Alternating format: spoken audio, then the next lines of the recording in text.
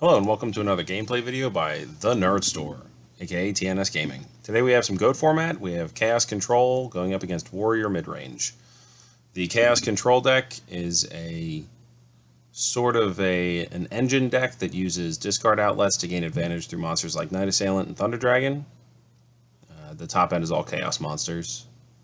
The Warrior Midrange deck is sort of an anti-meta deck with a toolbox element for reinforcing the army, tutoring up a number of different warriors throughout the deck. The traps and monsters and spells all kind of work with each other as sort of a tempo aggro sort of list here. So I will be on the play. I open with a Magician of Faith, Magical Merchant, Apprentice Magician, Blacklisted Soldier, Envoy of the Beginning, and a Graceful. Adam's on the draw with a Mystic Swordsman level 2, Premature Burial, Call the Haunted, Sakuretsu Armor, and also having Graceful Charity. So this opening being very monster heavy,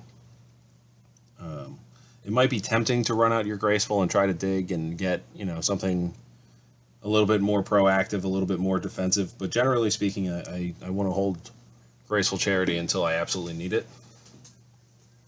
With Adam having the Mystic Swordsman in his hand, I think it's pretty easy to draw, play MS2, kill the face down, and then set a sack armor. He chooses to lead on Graceful. And this is one of the rubs, right? Like, he's discarding a Blade Knight, he's discarding a sack armor, and instead of having a Mystic Swordsman and a sack armor on the battlefield, he's just kind of, he's giving away a little bit too much information for my liking. He still has some back row. Adam's deck is packing a full set of Solemn Judgment, so I probably would have taken any card at random, including Premature Burial, and put it in the graveyard over that sack armor.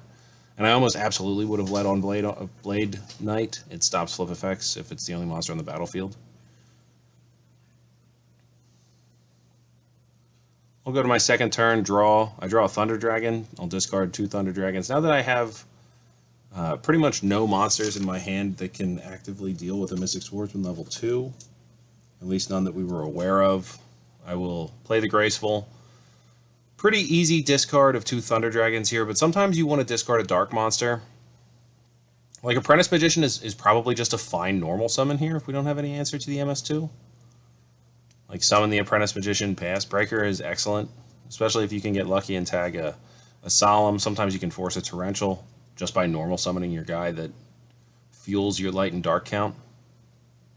And Breaker breaks a Judgment. And if this attack goes through, yeah, that Graceful, that's why you want to hold your Graceful for as long as possible. It gives you, first of all, it gives you the maximum information for the questions that you're trying to answer. Like in this case, if you just led, oh wow, there's a Rhoda. Okay, so the obvious pick would be DD Assailant here.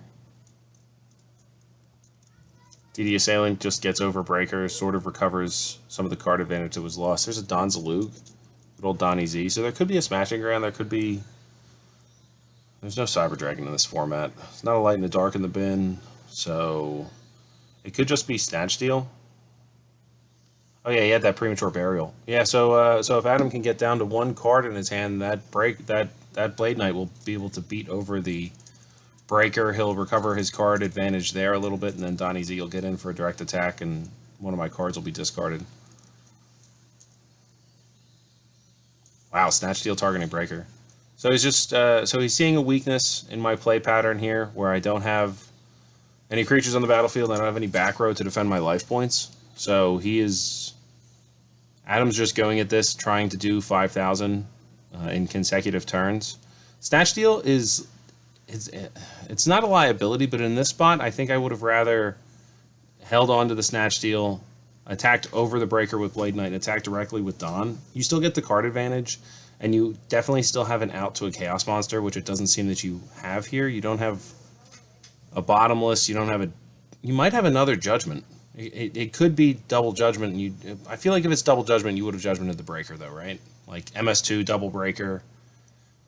You might have even discarded Premature Burial. I think from our notes, we can tell that face down spell or trap is a call, and I think I would have rather discarded Premature Burial than Sakuretsu Armor and been able to set Saku, Solomon, Call. So here I'm kind of going in the tank. I don't have any darks in my graveyard. I know I have an Apprentice Magician, so like one of the plays you can do is Summon Apprentice and ram it into something to put a Dark in the graveyard to special summon a Chaos Monster, banish one of the threats, then you have an OVM. Face down and a Chaos Sorcerer face up. But here I have to put what I was reading on Apprentice Magician was, is it a May to put a spell counter on a face-up creature that can hold one, and it's not. So Breaker gets a counter, Old Vindictive gets special summon to the field and face down defense mode. Now this is where the call for the MS2 would help. But the only reason I would make a play like that is because I am going to run out a Chaos Monster. Yeah. So I know I still have BLS EOTB in my hand. The Chaos Sorcerer gives me a guaranteed Dark in case it is Judgment, and it also kind of forces a Torrential here. And Torrential's like a 6 for 2.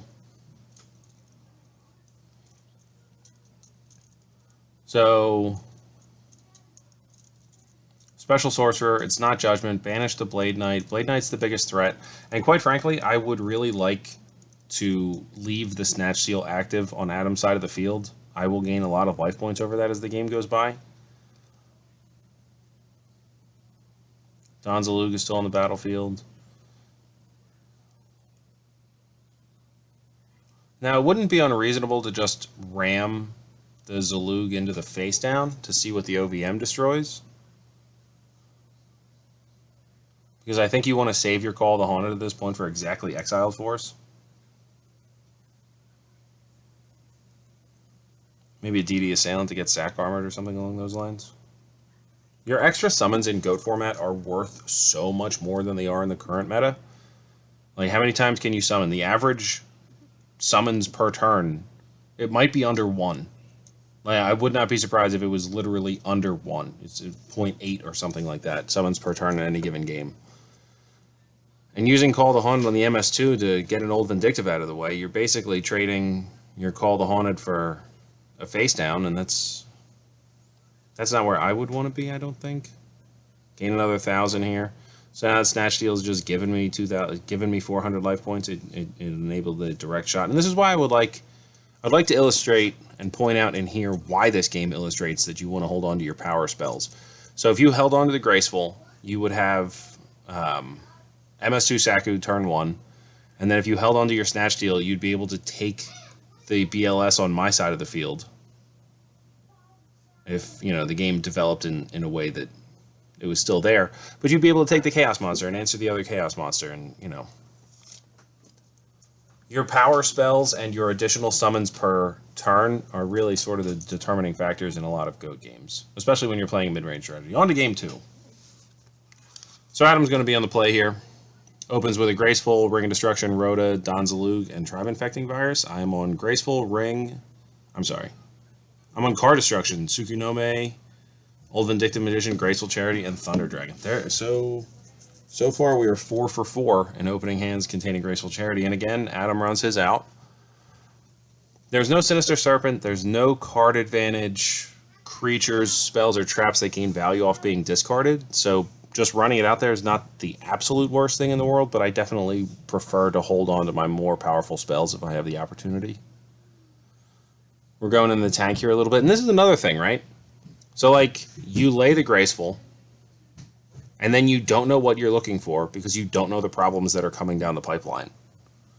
So, and discarding Solemn and DD Assailant, discarding 2 hard answer cards. You're holding on to Don Zalug from his opening hand. There's, yeah, I think Don Zalug is an easy pitch there. There's Kaiku. Kaiku turn 1 is pretty oppressive.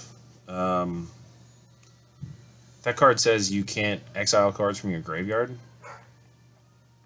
So it's kind of tough to win with your Chaos deck when you can't summon your Chaos monsters. Fortunately, we have a number of answers in our hand. And because we opened with Grace and Thunder Dragon, it's not impossible that we just lay the Grace here. Yeah. Just filtering your cards. You know you're dealing with Kaiku. Now, specifically what we're looking for, since my opponent has 2 back row, is absolutely Heavy Storm.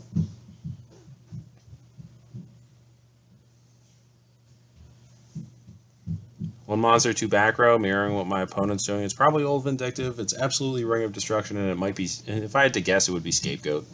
Because, like, if I get stormed here, I just chain.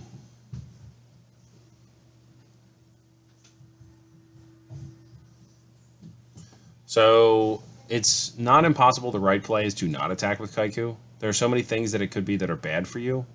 Apprentice Magician, Sangan, Tomato, etc. Really, the only time you're paid off is when it's Magician of Faith, Magical Merchant, or Old Vindictive Magician. With the with the Rhoda there, I probably would have laid that in main phase 1 and gone to get my my MS2. Swing the MS2 into the face down. Maybe it gets ringed, maybe it doesn't. I also don't like laying Rhoda in the main phase 2. There's no disadvantage to holding on to your tutor spells. Like this format and this game, specifically this format, Goat Control, and specifically this game Yu-Gi-Oh! Don't really have any cost of playing your spells. And then summoning the DD Assailant is also questionable because now there's a light and a dark, and you're just opening your opponent up to special summon Chaos Sorcerer, Priority Banish. If Priority doesn't exist in Goat format anymore, please leave me a note of that in the comments. We've been playing it as though the turn player who wins the die roll draws a card as well as is on the play, and that Priority still exists. So this is in the main phase 2. Summon the DD Assailant, just worrying about your life total a little bit. And the thing is, like Warrior Tempo Aggro, you probably should play all of your summons. There's a discard here. Donzalug, Mirror Force, Tribe. I'll discard some flip effects and a Souk. Draw 4, and then my Knight Assailant will get probably Old Vindictive back. Adam gets Book, X-Force, and Duo. I get Torrential, Pot, Sangan. Now I have, yeah. Now I get the Merchant back. Play the Pot, draw the 2. Pot of Greed is different than Graceful. I think when you draw Pot of Greed, you just play Pot of Greed. And this is the play that we were talking about. It opens you up to, special summon in face-up defense mode. Use Priority, banish your guy. So it's just incremental advantage. A card here, half a card there, whatever it turns out to be. And you have to play super tight in GOAT. Like the difference between winning and losing is just how good are you here. So the reason that I actually questioned this play when we made the video, like should I banish with Priority with the Chaos Sorcerer, or should I just summon Sangan then special summon Chaos Sorcerer? The way I look at it is I definitely want his summons to be limited, and his only removal that I was aware of was a DD Assailant. There's also one in the graveyard. And that is how he gets rid of Chaos Monsters. So by special summoning the Chaos Sorcerer first, in defense mode, and getting rid of the DD Assailant first with Priority, and then summoning Sangan, even if I get Torrentialed, I still banish your guy and my Sangan gets a search. So there's the duo that card destruction got Mr. Adam. He'll tag my Apprentice Magician, and I'll discard the Magical Merchant that I got back with the Knight Assailant earlier. Looks like Adam has an Exile Force here. He also has a Call of the Haunted, I think. Yeah, there's a Rhoda for an MS2. Okay. So he has Book of Moon. He's going to attempt to book the Chaos Sorcerer and kill it with MS2. I think I would rather see DD Warrior Lady here. So the play would then be DD Warrior Lady attack your Chaos Sorcerer and activate its effect, and if I respond, which I had the ring in my opener, so ring targeting the MS2, and then the Book of Moon was just it's not even a card. Whereas, vice versa, the DD Warrior Lady attack your thing, if I have to ring it and then Adam books it, it's face down, I have to swing into it with Chaos Sorcerer, so it might be perfect, Mirror Force, Torrential, whatever, Sakuretsu Armor bait.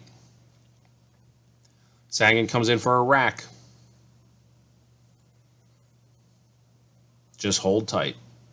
Play no cards. When you are winning on the battlefield, unless you can press for a reasonable victory, a reasonable chance at killing your opponent that turn, I tend to play very conservatively. Exile Force and Smashing Ground, the cards in Adam hand here. Just X-forcing this Chaos Sorcerer. Now let's just look at what this Chaos Sorcerer got. This Chaos Sorcerer banished a DD Assailant when it was summoned, a Book of Moon targeted it for no value, and then Exile Force took it out. So an absolute 3-for-1, and that 3-for-1 was generated by banishing Thunder Dragons. Like there's too much card advantage in these decks for you to let them get going, which is why I don't necessarily have an issue with the DD Assailant play that Adam made. Oh, here's a breaker. I like breaker. What do we get? It's definitely a call. Yep. Yep, definitely a call. Now the question is, where do we attack, breaker? So at this point, I have Pot and Graceful in my bin. I am probably going to get Grace just because I have a Night Assailant in my hand, I think. Oh, no, I don't. That was already pitched. There's one more in the deck, though. But at this point, Grace gets to try to find me Heavy Storm if I draw something that I can make a push with. And if I don't have anything I can make a push with, I can just go defensive with Sangan. And it's perfectly reasonable for my opponent to literally never kill this Sangan. The Sangan only gets me Sinister Serpent or Night Assailant, which only allows Graceful Charity to be that much of a better card. I think the play here is to pass. It's possible you even turn Breaker to defense, so I can't crash Sangan. Breaker has 1k defense, and Sangan has 1k attack. Just reviewing the bins here, there's so many powerful draws. And he gives me the Sangan Search. He decides he has to push. Yeah, I'm not a big fan of pushing, but I don't know how you would be planning on winning this game if you don't clear my blockers. So here comes the Grace. It'd be very nice to see a Pro Storm here. Sinister and Night Assailant. Okay, well, that's totally fair and reasonable. Night Assailant, get back Night Assailant. Do we have a tribe to follow up? Do we have a Lightning Vortex? Do we have... what else would we want here? Another Chaos Sorcerer, perhaps. So we're going into the tank. Graceful Charity is resolved. We probably have 7 or 8 cards in hand at this point. Sinister Serpent is coming back, so we have the Breaker. As long as the game doesn't shift out of this sort of level of parity, we'll have a constant blocker for the Breaker. There's a tribe, priority, pitch, Night Assailant, call Spellcaster, get back Night Assailant. That is an adorable interaction. I will never get tired of seeing that. So Adam hasn't activated any traps here. So my first guess would be that he may have Space Typhoon down, and he may have Call of the Haunted down. And I'm making this Black Luster Soldier Envoy at the beginning play into a board where I really don't need to. That makes me think I have some sort of backup plan, either Premature Burial or Call the Haunted. Take the 3k. So here Adam's down to 11. He does not want to Book of Moon the Black Luster Soldier, so he has a Snatch Steal exactly. Okay.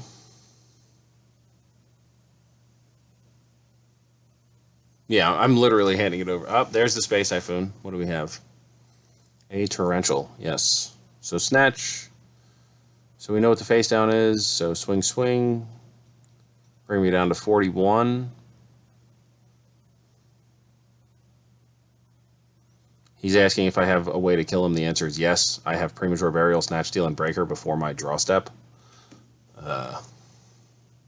He asks how much I'm at. I'm at 41. The ring doesn't quite do it.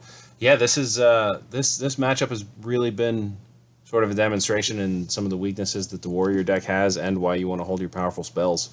But yeah, I mean, they were both very good games, and we're going to bring some more to you. And just leave us a comment. Check out our tournament page on Facebook, and we'll see you in the next one.